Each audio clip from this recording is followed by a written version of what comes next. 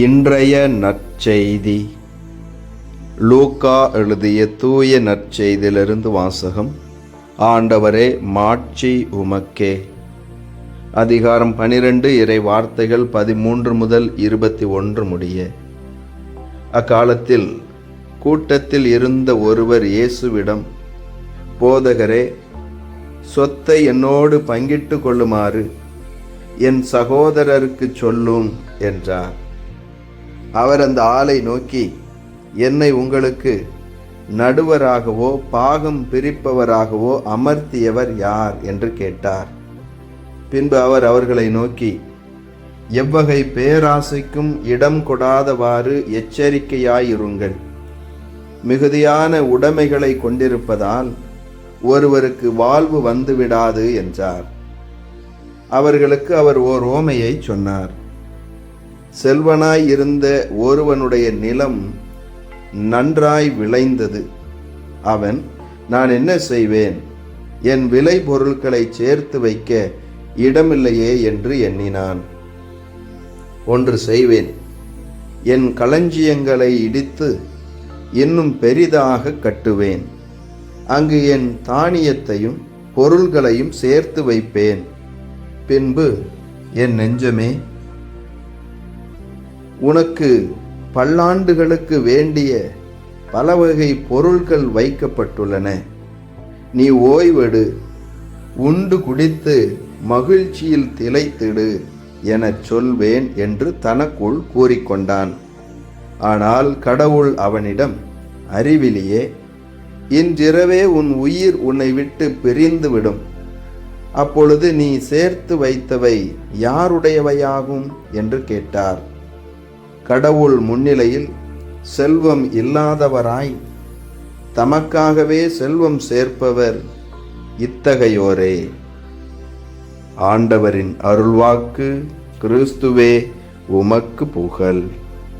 என் ஆண்டவர் இயேசுவில் அன்பார்ந்த சகோதர சகோதரிகளே, உங்கள் அனைவரையும் உயிர்த்த நம் ஆண்டவர் இயேசு கிறிஸ்துவின் பெயரிலே அன்போடு வாழ்த்துகிறேன். உங்கள் அனைவருக்காகவும் நான் திருப்பலி ஒப்பு கொடுத்து சிறப்பாக ஜெபம் செய்கிறேன்.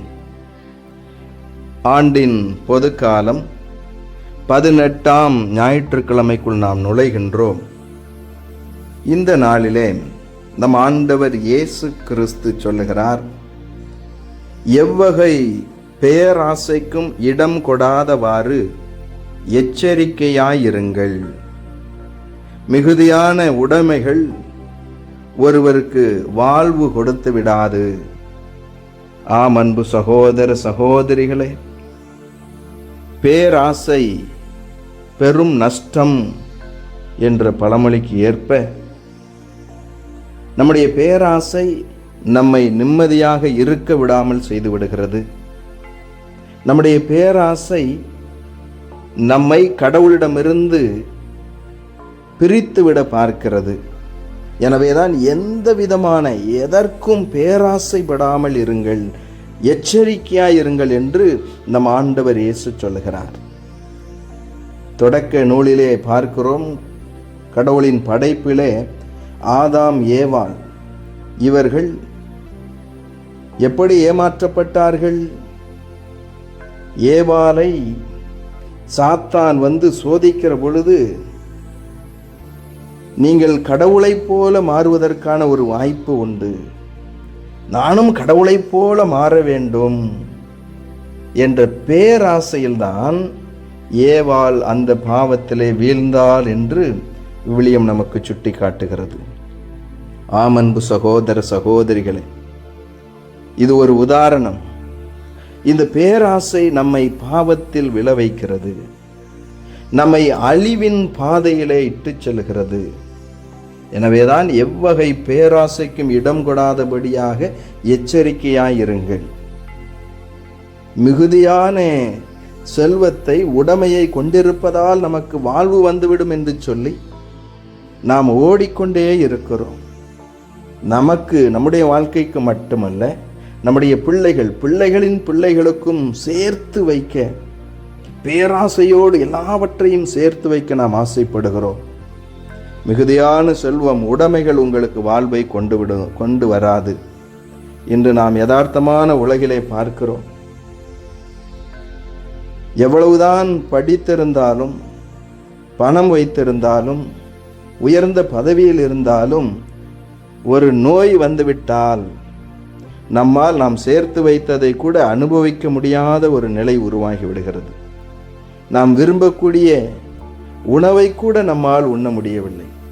ஆனாலும் நம்மிடத்திலே தேவைக்கு அதிகமாய் பணம் இருக்கிறது, மருத்துவம் பார்ப்பதற்கு பணம் இருக்கிறது, ஆனாலும் நோயை சரி செய்ய முடியவில்லை. மிகுதியான உடைமை உங்களுக்கு வாழ்வை கொண்டு வராது. மாறாக வாழ்வு தரும் உணவு நானே என்று சொல்லக்கூடிய இயேசு ஆண்டவர் உங்களுக்கு வாழ்வு கொடுப்பவராயிருக்கிறார். அவர் நம்மிடத்திலே மிகுதியான உடைமைகள் இருந்தால்தான் நான் உங்களை ஆசீர்வதிப்பேன் என்று சொல்லவில்லை.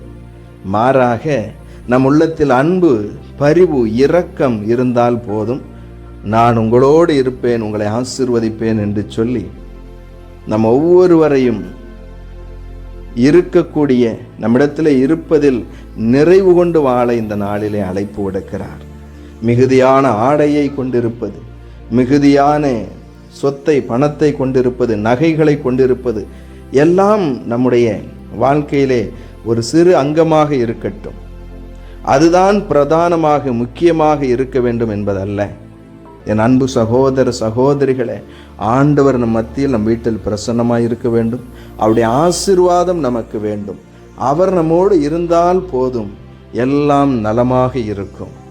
உங்களுடைய பிள்ளைகளுக்கு மிகுதியான உடைமைகளை நீங்கள் சேர்த்து வைக்க நினைக்கிறீர்களே, அதே போல ஆண்டவரை கொடுங்கள், ஆன்மீகத்தை அவர்களுக்கு கொடுங்கள்.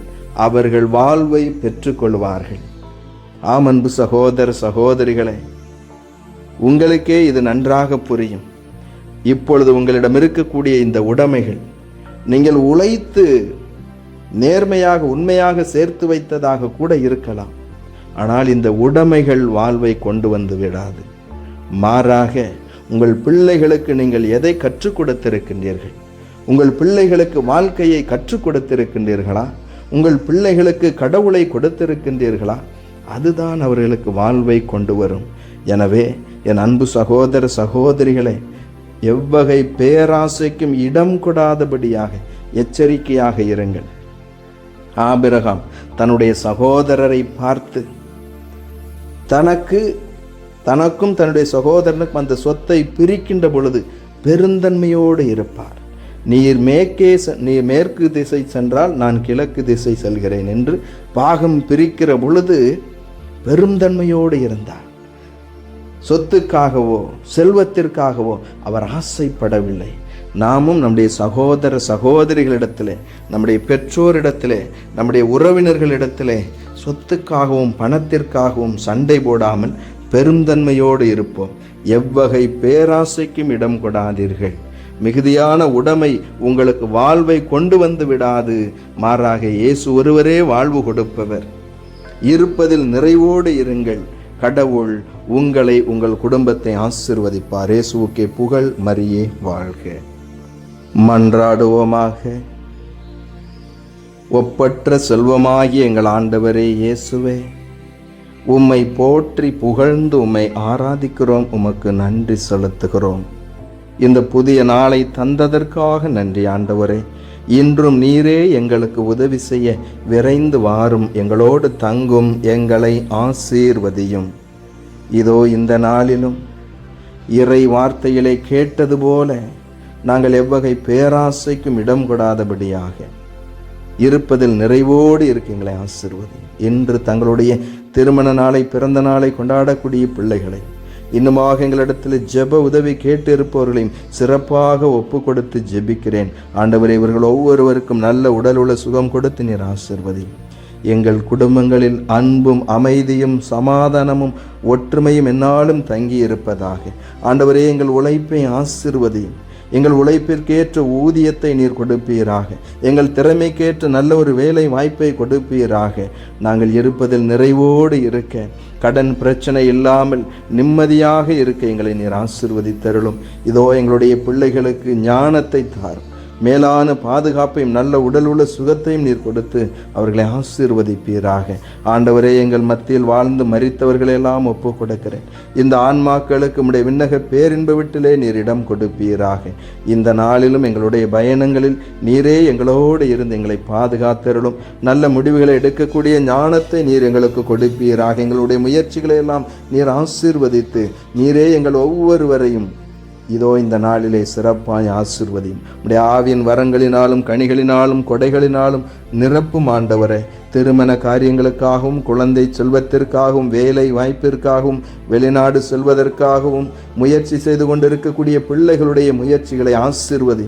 இவருடைய எண்ணங்கள் ஏக்கங்கள் எல்லாம் இந்த நாளிலே உடைய திருவுளத்தின்படி ஆசீர்வதிக்கப்பட வேண்டுமாய் எங்கள் மீட்பராகிய கிறிஸ்து வழியாக தந்தையுமே நோக்கி நம்பிக்கையோடு ஒப்பு கொடுத்து மன்றாடுகின்றோம். ஆமேன். இறைவனுடைய எல்லா புனிதர்களே எங்களுக்காக வேண்டிக் கொள்ளுங்கள். அனைத்து காவல் தூதர்களே எங்களுக்காக வேண்டிக் கொள்ளுங்கள். எல்லாம் வல்ல இறைவன் தந்தை, மகன், தூய ஆவியானவர் உங்கள் ஒவ்வொருவரையும் ஆசீர்வதிப்பாராக. ஆமேன்.